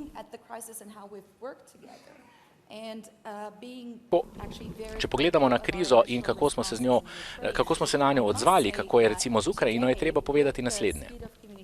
Glede na hitrost komunikacij danes, glede na globalizacijo, moramo delovati precej hitreje. Mislim, da smo včasih nas je tako strah, da bomo privedli do spopadov, do nasprotovanj, da raje ne zagovarjamo vrednot, ki jih sicer zagovarjamo. Mislim, da je bila to težava ravno v Ukrajini, namreč kar se tiče postulatov mednarodnega prava in Ukrajine. Ne smemo se bati, seveda spopad ni odgovor in ustrezen odziv, ampak treba pa se je povezovati v partnerstva tudi s tistimi, s katerimi se morda ne strinjamo. Z njimi je treba odpreti dialog in to prinaša boljše odgovore in boljše rešitve, kot če jih izključimo. Kot že rečeno, ne pozabite na tistele naslove tam zgoraj. Imamo veliko ljudi, ki komentirajo konkretne zadeve v zvezi z migracijami. Tu seveda ne moremo iti v podrobnosti z begunsko krizo. To bi bilo nemogoče med takšno razpravo. Govorimo namreč o celostnih, o prevladujočih izzivih, ki so pred nami. Še kakšnih 35 minut imamo časa za ta pogovor. Gospod Bettel. Kot je povedala gospa Kitarović, ja, res je. Dejstvo je, da se lahko odločimo. 28 držav se lahko odloči, da ima neke cilje. In v New Yorku poslušal sem predsednika Obamo, potem pa so 2 dni zatem republikanci rekli, ne, če bomo mi v kongresu, ne bo tako, medtem ko predsednik Obama potrebuje podporo kongresa. Torej, recimo, imamo mlade ljudi, ki pravijo, nekaj je treba storiti v zvezi z okoljem, hkrati pa pravijo, želimo si delovnih mest, tudi v Evropi. Skratka, moramo pokazati, da je okolje in gospodarstvo sta nekaj, kar gre skupaj, kar lahko povežemo. Kajti danes govorimo ves čas v Evropi o socialnem dumpingu, o fiskalnem dumpingu in tako naprej. Imamo pa tudi okoljski dumping. Recimo v Združenih državah, v Aziji imamo podjetja, ki odhajajo iz Evrope drugam, ker vedo, da so tam pravila manj stroga. Zagotovo potrebujemo ambiciozne cilje, ampak hkrati morajo biti to cilji tudi za druge, za naše partnerje po svetu. Kaj sicer ne moremo postati manj konkurenčni zato, ker mi verjamemo v neka pravila, Azija in Združene države pa ne gredo v to smer. Potem pridemo v problematično situacijo. Torej, mi imamo pravila o vsem. Zakaj ne bi nekega dne prišli tudi do pravil o ekološkem dumpingu in če jih nekdo ne spoštuje, bi pač prišlo do nekih posledic, če se ne spoštuje mednarodnih pravil. Govorili ste o digitalni informacijski družbi. Ja, res je neverjetno, kar lahko danes vidimo s Facebookom, Twitterjem in tako naprej. Ampak hkrati je treba vedeti, da so mladi ljudje iz Evrope odšli v Sirijo ravno zaradi tega, ker so na internetu gledali videe Daesha in ker so menili, da jih nihče ne posluša doma, v njihovih državah, v njihovih družinah. Torej, tu se moramo vprašati, kakšne so omejitve oziroma kakšno bi moralo biti izobraževanje, kar se tiče uporabe družbenih omrežij. Ne pa, da ljudje preprosto na ta način sami poskušajo odkriti zadeve. Potem pa še kar se tiče Ukrajine. Seveda, situacija je izjemno težka. Kar je tu pomembno, je, da pridemo do nekega skupnega stališča v Evropski uniji. Mi med sabo nimamo iste zgodovine. Luksemburg ima drugačno zgodovino kot Poljska in moramo spoštovati različne zgodovinske izkušnje naših sosedov. Ampak kar je zame najpomembnejše je, namreč v tem trenutku imam občutek, da smo v situaciji, ko vsi izgubljamo. Imamo Evropsko unijo, imamo Evropo, imamo Rusijo, imamo sankcije, potem reakcije na sankcije in spet sankcije, reakcije na sankcije in tako naprej. Vsi vemo, da niti Porošenko, niti Putin ne želita biti poraženca. In zato vemo, da se morata oba izviti iz te situacije na ustrezen način. Kar se je danes zgodilo pred ukrajinskim parlamentom, je seveda tragedija in obsodbe vredno, ampak hkrati je treba vedeti, da se je danes ukrajinski parlament odločil za zakon, ki daje več avtonomije vzhodnim pokrajinam v Ukrajini. To je dejstvo.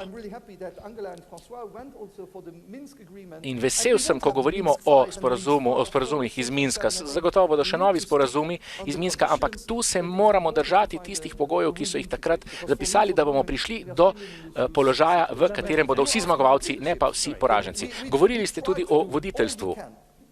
Vse smo storili, ampak ne moremo se sami odločati. Tudi če imamo zdaj Evropo, ki je močna, s gospodom Tuskom, s gospodom Junckerjem, imamo močne voditelje, ampak hkrati pa potrebujemo neke platforme, na katerih se bomo o tem pogovarjali in se strinjali. Tudi ko govorimo o mednarodnih organizacijah, nimamo vedno tam samo demokratičnih držav. Ko grem v Združene narode, so pred mano nekateri diktatorji, ki jih moram tudi upoštevati. Tam so, sedijo tam. Torej, govoriti moramo tudi o tem, kakšni so mednarodni odnosi in se vprašati, ali je dovolj, da imamo le pravila, ali pa je treba upoštevati tudi, kaj se dogaja po posameznih državah. Strinjam se z gospodom Bettelom, kar se tiče Ukrajine, pravi gospod Zanjer. Zagotovo ne smemo dovoliti, da bi bili vsi poraženci. In z tega stališča mislim, da moramo uporabiti vsa sredstva, ki jih imamo v mednarodni skupnosti, tudi v OVSE-ju, da razširimo dialog, tudi dialog z Rusijo. A pa se želijo pogovarjati z vami? Ja, seveda, želijo se pogovarjati, želijo si tudi reform. Seveda gre za problematične zadeve. Vedno obstaja neko nezaupanje, da želimo spremeniti pravila igre. In seveda se temu države zoprstavijo. Ampak po mojem mnenju potrebujemo takšno razpravo. Bolje moramo razumeti, zakaj smo prišli do točke tega nelagodja med Rusijo in Zahodom, kaj lahko storimo, da se bomo z osnovnimi zadevami spopadli in jih uredili stališča varnosti.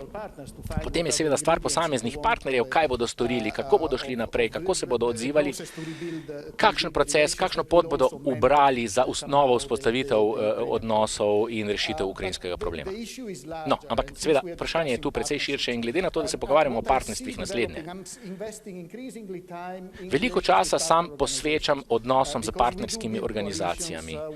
Namreč oblikujemo tudi koalicije med nami, imamo skupne načrte, akcijske načrte, upoštevamo 8. poglavje Evropske listine, namreč ravno zato, da bi prišli do nekaj več enotnosti pri svojem odzivanju.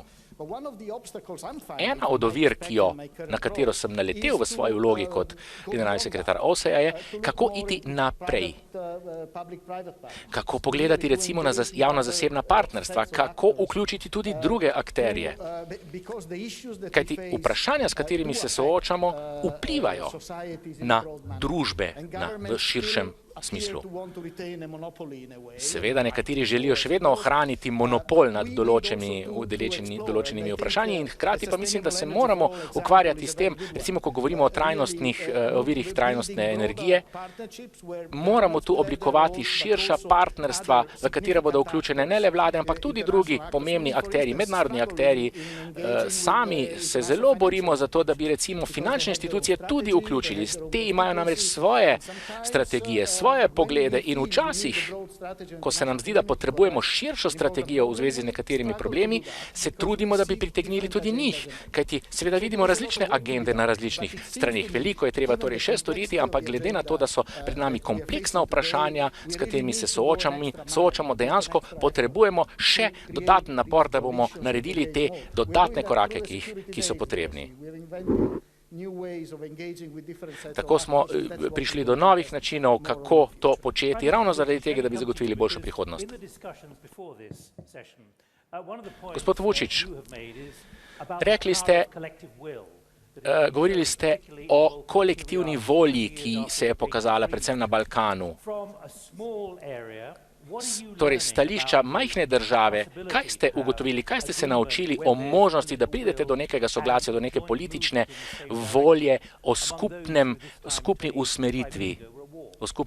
Kajti zdaj smo 25 let po vojni, ki je bila pri vas. Kaj lahko poveste z tega stališča? Hvala za to vprašanje.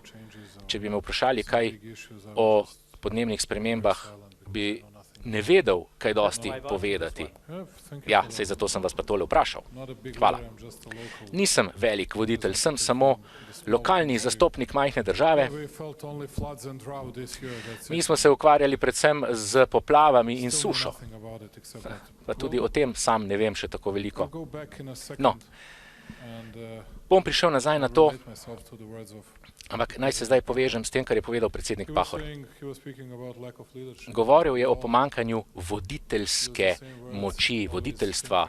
Pogosto govorimo o tem, namreč mislimo nase, o sebi razmišljamo kot o dobrih, odličnih voditeljih in o drugih kot o slabih voditeljih. Tu naj povem tole. Sam upam, da bo Evropska unija sposobna se odzvati na konkretna vprašanja,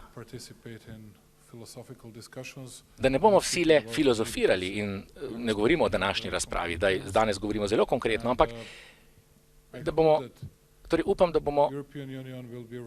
bo Evropska unija pripravljena se soočiti z vsemi izzivi na Zahodnem Balkanu. Nisem strokovnjak za ukrajinsko vprašanje, ne vem, kako se bodo stvari tam razrešile, moram reči, da nisem velik optimist, ampak lahko povem naslednje. Nobena velika vojna do zdaj se ni začela v tistem delu sveta, številne vojne pa so se začele na Zahodnem Balkanu. Nedavno smo mi začeli z resnimi gospodarskimi reformami, dosegli smo že nekaj rezultatov, prvo in drugo leto teh reform, ampak težava, s katero se soočamo, je, da imamo zelo slabo regionalno stabilnost in zato se resnično zelo veliko ukvarjamo s tem, da bi zagotovili, da bo regija stabilna, da bo tam več zaupanja. In upam, da bomo v naslednjih nekaj letih uspeli oblikovati ustrezna partnerstva. Hkrati pa moram reči, da sem nekoliko zadržan in nekoliko bolj pesimističen, kar se tiče prihodnosti teh zadev. Namreč vidim mlado generacijo. Skupaj z Albanci smo ustanovili urad za mlade, pri čemer smo se zgledovali po francosko-nemških zgledih. In kaj ste tu ugotovili? Torej, ugotovili smo nekaj, kar ne vzbuja velikega optimizma. V vseh državah regije lahko opazujemo mlade generacije, ki si želijo znova pokazati svoje mišice. Povsod. Sam imam 17-letnega sina in vidim to v njegovi generaciji, kajti ti ljudje se ne spomnijo časov Tita, časov Miloševiča, naših časov. In mi rečejo, nekega dne je prišel sin domov in mi je rekel, veš kaj, oči, še ene par fantov v mojem razredu je za tvojo stranko. Ne, je rekel, drugi so za tiste druge stranke. In veste, kaj se je zgodilo pri nas, ko smo imeli volitve? Slišali smo, da so grški policisti streljali oziroma uporabili plin pri migrantih, isto v Makedoniji, na Madžarskem. Tudi pri nas je bilo nekaj ljudi, ki so želeli, da se tako odzovemo. Mi pa smo rekli, ne, naša politika je bila, da prepovemo takšna združevanja, kajti ne želimo, da terorizirate ljudi. Gre za demokratične čase in za to, da zelo demokratično rešimo stvari, da ohranimo svojo državo tudi pred poskusi skrajnežev, pa jim lahko rečete fašisti ali pa kaj drugega. Mi smo rekli, mi si tega v svoji demokratični družbi ne želimo, kajti ti ljudje, ki prihajajo k nam, so navadni ljudje. Ne prihajajo k nam na Balkan ali pa v zahodno Evropo, da bi nas zavojevali, da bi nas pobili. Prihajajo zato, ker so obupani.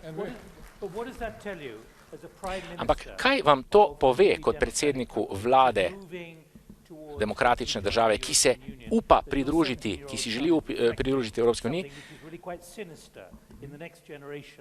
Torej, če slišite takšna razmišljanja, vidimo, kaj se dogaja tudi v Bosni in Hercegovini. Torej, kaj vam to pove?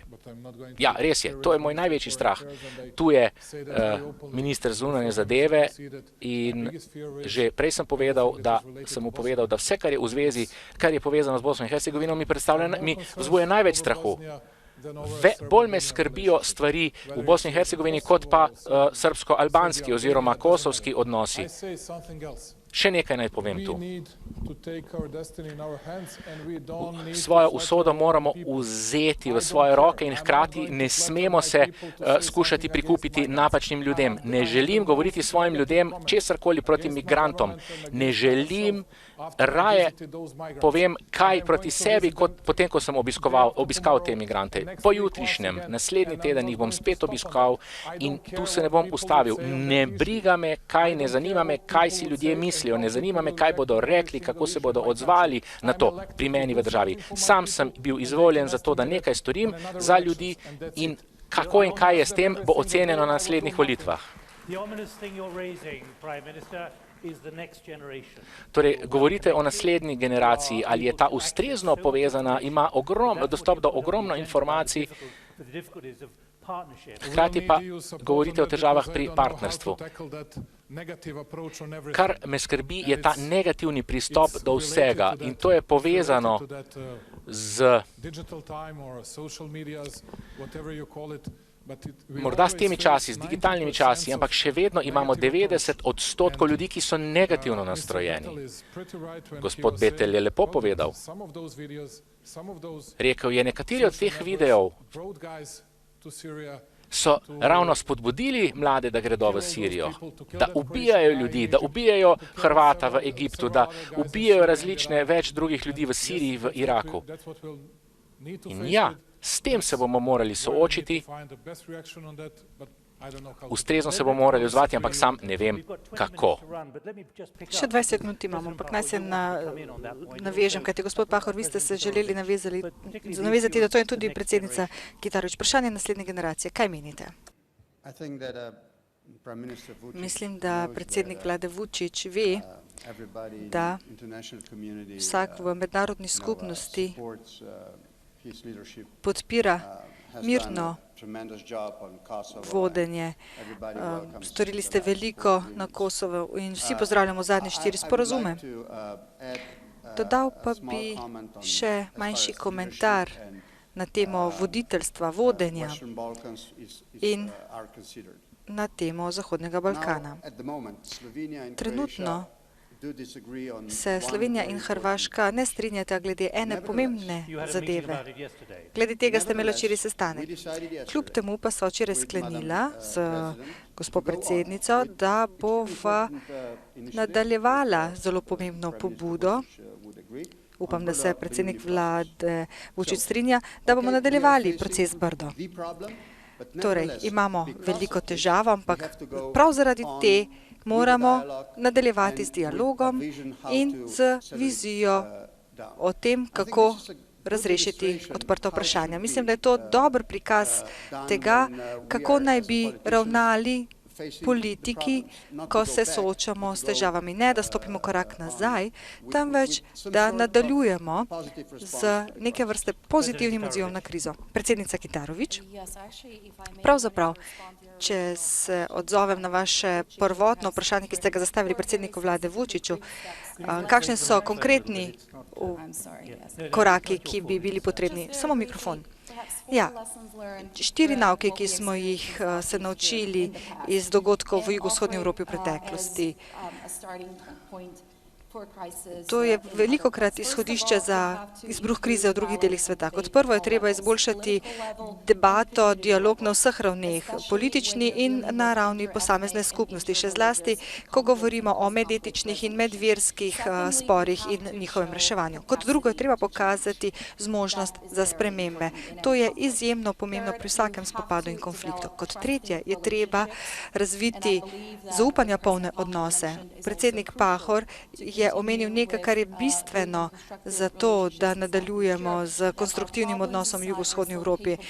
Navkljub našim težavam smo še vedno možni sodelovati pri reševanju drugih konkretnih vprašanj. In seveda, to, kar je povedal predsednik vlade Vučić, je treba se spopadati z negativnimi stereotipi, ki včasih so rezultat zgodovine ali pa izkrivljanja zgodovine, včasih pa so zgolj rezultat današnjih medijev, ki skušajo biti senzacionalistični. Zelo pomembno pa je, da politiki in voditelji storimo vse, kar v naši moči, da se borimo s temi stereotipi. Mislim, da so to 4 nauki, ki se jih je naučila naša regija in upam, da bodo tem naukom lahko sledili tudi v drugih delih sveta.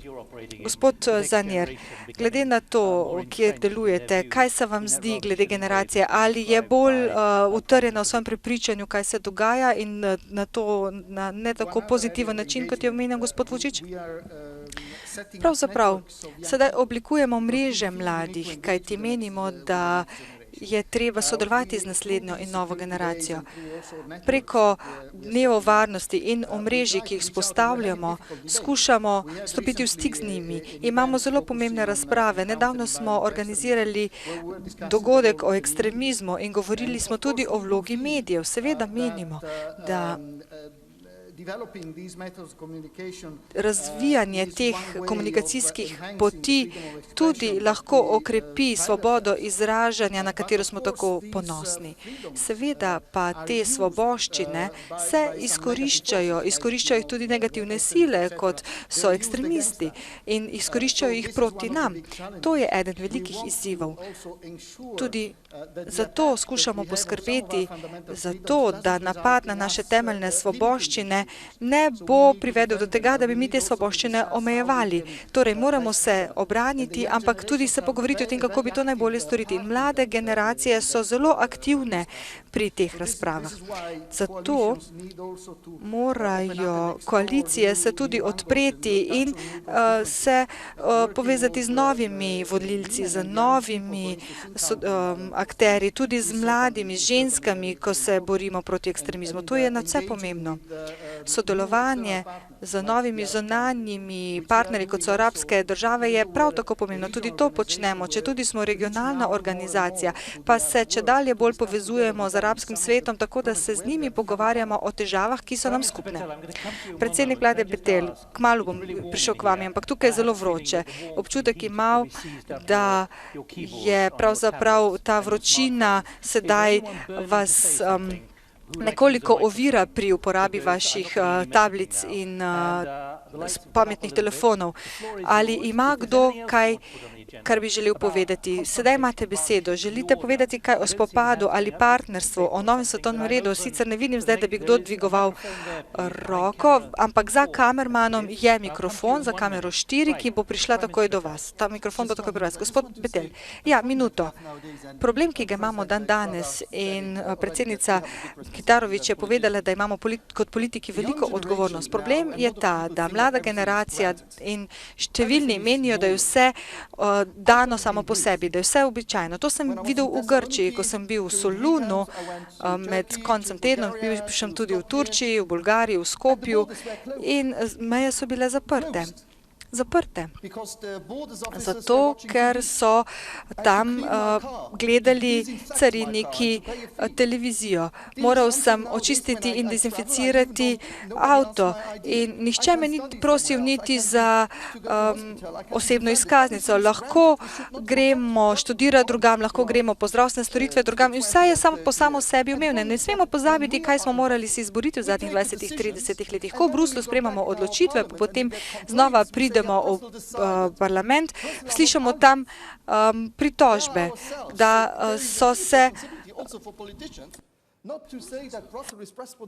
se je Bruselj za nekaj odločil, kot da je Bruselj nek Marsovec, kot da so Bruseljčani iz vesolja.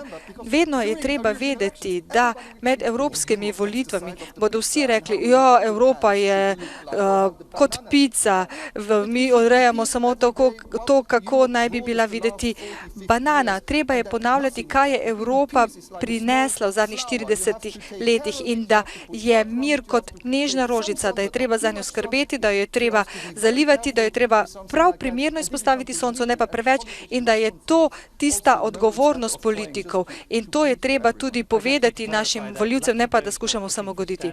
Naj sedaj povem, da Luksemburg si prizadeva za standardizirano velikost pice. Toliko sem želel povedati. Zaenkrat še ne. No, skratka pa dopuščate to možnost. Prav, želel sem samo jasno povedati. Si želi še kdo tukaj besedo? Dajte, usmerite žaromete v javnost. Sem Blaž Golob, prihajam iz mreže Foresight Europe, imamo sedež v Sloveniji. Ta razprava je zelo zanimiva in zahvaljujem se moderatorju za izpostavljanje teh tem. Imam pa dve vprašanji. V prvi vrsti za nekdanjega poslanca Evropskega parlamenta. Kako težko je bilo opremiti in gostiti begunce, ko nismo bili članica Evropske unije, kot danes velja za Srbijo, ki je dokazala, da Srbi bolj branijo evropske vrednote kot številne evropske države. Torej, za trenutnega predsednika naše republike imam vprašanje, kajti takrat je bil poslanec, ko je bilo vprašanje v Sloveniji in tudi nismo imeli dobrega gospodarskega položaja, pa smo morali nekako poskrbeti za te ljudi.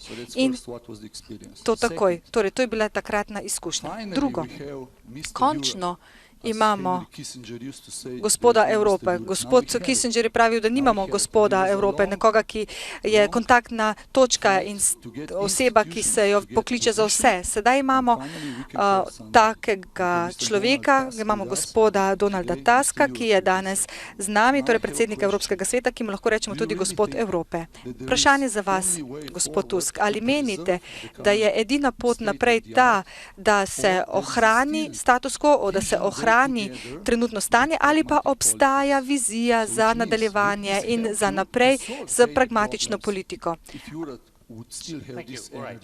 Ali bi Evropa imela dovolj energije za kaj takega dan danes? Kaj menite? Hitri odgovor. Za koga so bila to vprašanja?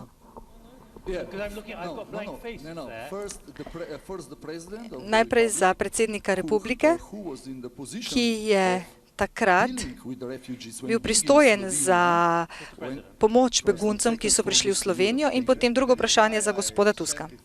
Ja, zato sem prej rekel, da smo danes veliko bolj zmožni pomagati, kot pa kažeti naše besede. V 90-ih letih prejšnjega stoletja smo imeli kar naenkrat več tisoč, 70 tisoč beguncev v Sloveniji in družba je bila ponosna na to, kako smo se s to težavo spoprijeli. Mislim, da je današnji izziv podoben. Ne pravim, da bi morali sedaj odpreti kar vsa vrata in vsa okna. Ne. Mislim, da bi bilo to tudi do neke mere neodgovorno. Vendarle pa menim, da je prav tako neodgovorno, da vsa okna in vrata zapremo. Zato, kot sem rekel, bi pozval svet in tudi predstavnike vlade Republike Slovenije, da podprejo kvotni sistem, če bo to na dnevnem redu oktobrskega sestanka v Bruslju. Mislim, da bi bil to prvi korak za našo državo in tudi za begunce. To mora veljati za vse situacije. Obstajati mora pravilo in to pravilo mora veljati tudi za prihodnost, torej da se uporabijo kvote, kajti če bomo imeli kvote, bodo te veljale do veke večnosti. Ste želeli kaj dodati, gospod Tusk? Ali pa boste takoj odgovorili? Še 5 minut imamo, tako da bom navrgal zamisel. Namreč, kaj se lahko zgodi čez 50 let? Govorimo o sodelovanju, partnerstvu, ne pa o spopadu. Namreč, imamo tudi morebitno pozitivno stran k migracijam, kajti Evropa potrebuje migrante. To kažejo ekonomske gospodarske študije in tudi nemška vlada je jasno povedala, da to potrebujemo zaradi pomankanja veščin in znanja.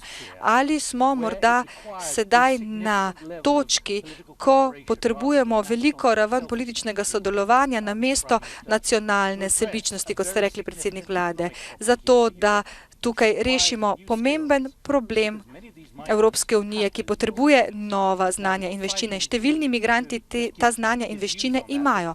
Imamo 5 minut, da povemo, kakšna so naša mišljenja o tem, ampak ali se gibljamo v tej smeri, če tudi o tem nihče razen Nemčije ne želi govoriti. Kristjan, kaj menite? Glede na to, da vas ne volijo volivci.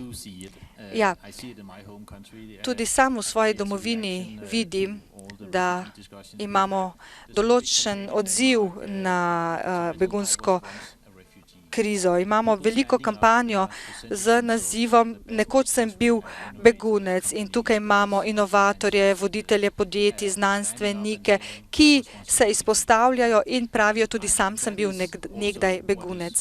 In tudi to nam bo, upam, spremenilo vzdušje v evropskem kontekstu in morda odpravilo nekaj negativizma, ki izhaja iz protekcionizma, zapiranja meja in postavljanja ograj.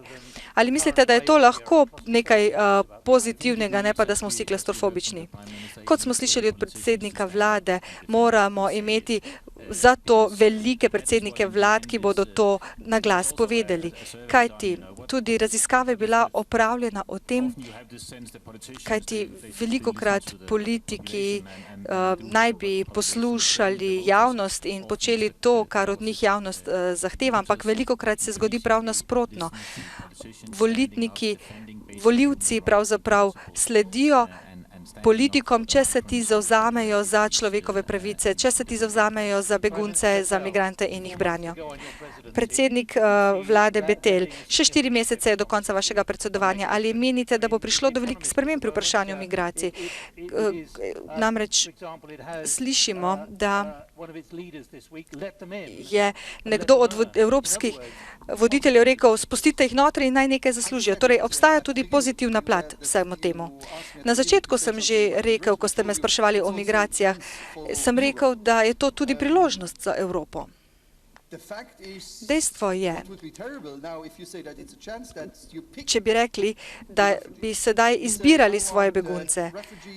To bi bilo grozno, če bi rekli, da si želimo begunce, ki so stari 25 do 42 let, ki imajo to diplomo ali pa so te ali druge vere. To je bilo grozno, ker bi na nek način kupovali oziroma izbirali med različnimi begunci, ki pa bežijo pred tragičnimi razmerami. Zelo pomembno je vedeti, da nekateri izmed njih takoj se lahko zaposlijo, nekateri te možnosti nimajo.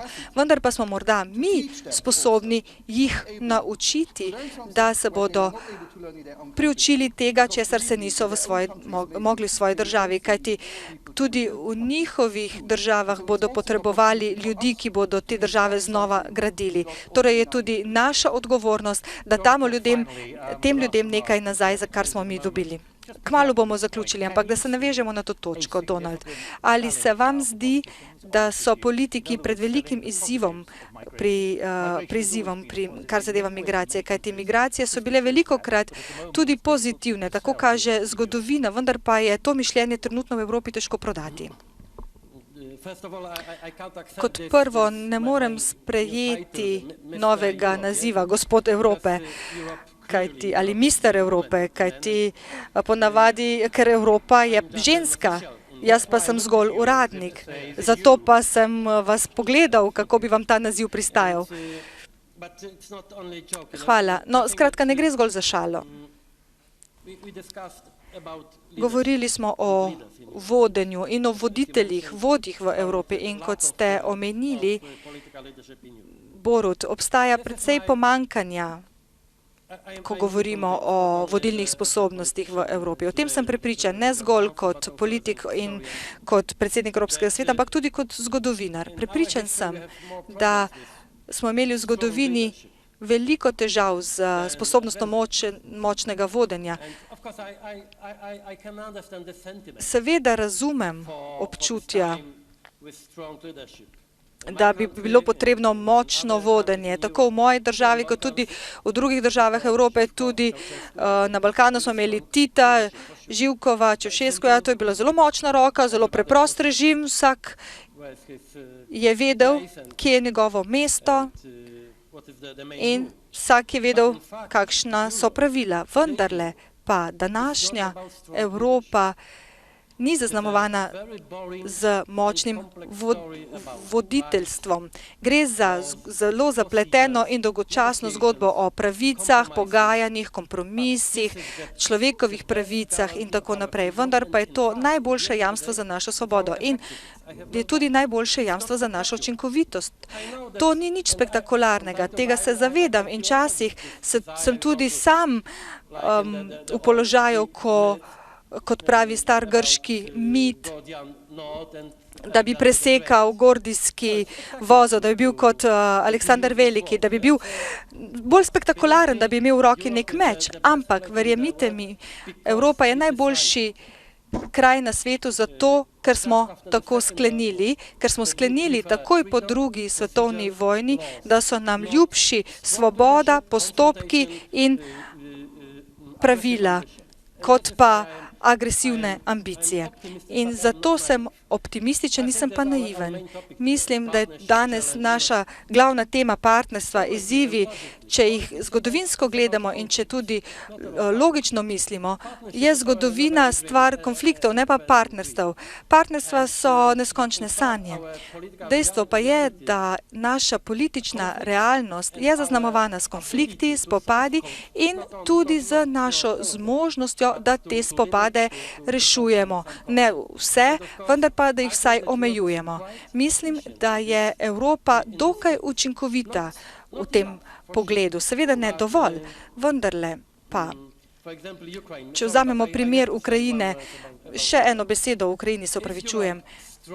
Ali je Evropa dovolj močna napram Rusije, ko govorimo o ukrajinski krizi? Seveda ne, vendar pa je dovolj bistra, dovolj pametna. Ključno za vašo misijo, torej sporazum iz Minska, izvajanje teh sporazumov, potem normandijski format.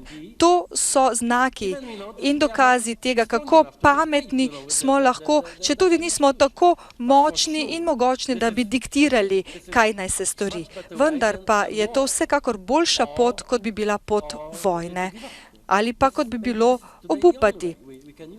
In mislim, da je to edino orodje, ki ga lahko izkoristimo. Evropska politika ne bo nikoli nič spektakularnega, kot bi si morda želeli mladi, še zlasti mladi. Lahko jih povsem razumem, tudi sam sem dokaj mlad. Sem šele 58 let star, torej tudi sam si želim spektaklov in spektakularnosti. Morda sem prva žrtev teh dolgočasnih bruselskih postopkov. Vendar pa res mi je ljubša ta dolgočasna politika, dolgočasno življenje v Evropi, kot pa zelo zanimivo in spektakularno življenje na nekem drugem koncu našega sveta. V Bruslju imam majhno trgovinico in prodajalec prihaja iz Pakistana. Že več let pa živi v Bruslju. Mislim, da pred 2 ali 3 tedni mi je rekel, oziroma je vprašal, ste vi iz Rusije ali iz Češke, zaradi moje izgovorjave namreč. Pa sem odgovoril, ne, prihajam z Poljske. Ni me prepoznal in mi je rekel, škoda, kajti Kajti Putin je moja ikona, obožujem ga, tako močan je, to je najboljši politik na svetu. Sam sem bil nekoliko v nelagodnem položaju, morda pa bi si želeli tam živeti. Pa je bil zelo presenečen. Vprašal me je, a ste znoreli? Veste, kakšna je tam politika? Seveda je v Bruslu veliko boljše živeti. In zame je to najboljši rezime, najboljši povzetek današnjih razprav in današnje situacije. Hvala, gospod predsednik Evropskega sveta. Z veseljem bi poslušali še več vaših zgodb, ampak žal moramo končati. Hvala vsem, ki ste bili z nami danes popoldan. Res najlepša hvala. Še preden pa zaključimo, hvala tudi, ker ste vi ustvarjali tako toploto tule. Ne vem, ali je vročina zaradi zunaj ali je bolj znotraj, ampak kaj sledi. Torej, ostanite z nami na naslednji razpravi preprečevanje spolnega nasilja v konfliktih.